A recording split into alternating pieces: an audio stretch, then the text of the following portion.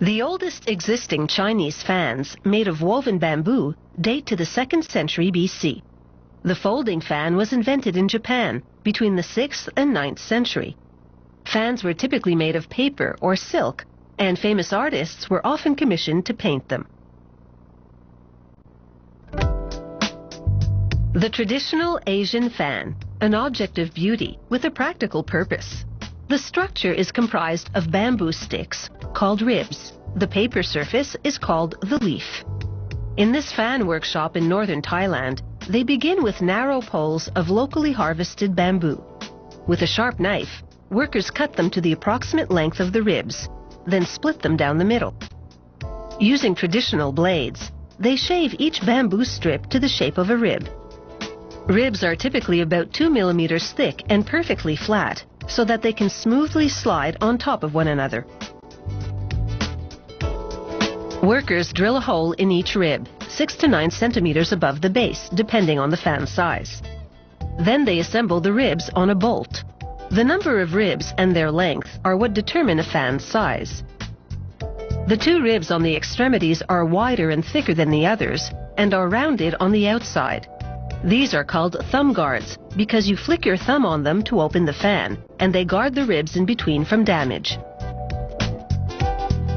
To make the leaf, they begin by spreading the ribs, spacing them out evenly. They lay this onto white cotton and cut out the semicircular shape of the leaf, with the fabric extending 4 to 6 centimeters beyond the rib tips. This fabric will be the leaf's structural backing, giving the paper rigidity and strength. They make that paper just as their ancestors did, mixing the fibrous bark of the mulberry tree with natural dyes. The marigold flower for yellow, for example, or, as we see here, the root of the madder plant for vibrant red.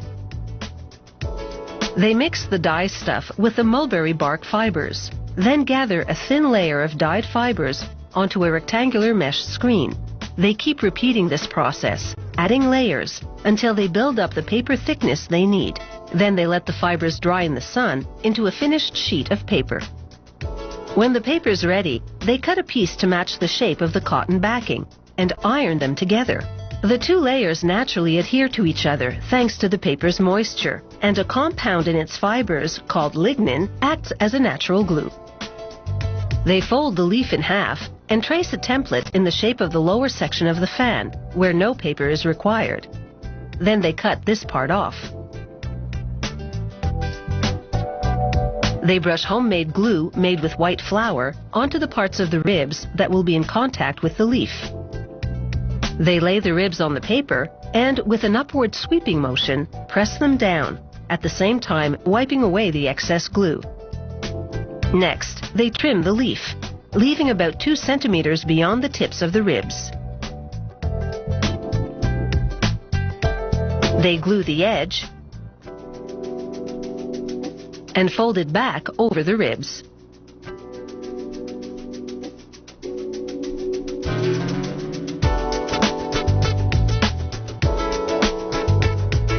Then they trim the edges along the thumb guards. Now for the most delicate step of the entire process, folding the fan for the first time. Each fold is permanent and will give the fan its form, both open and closed.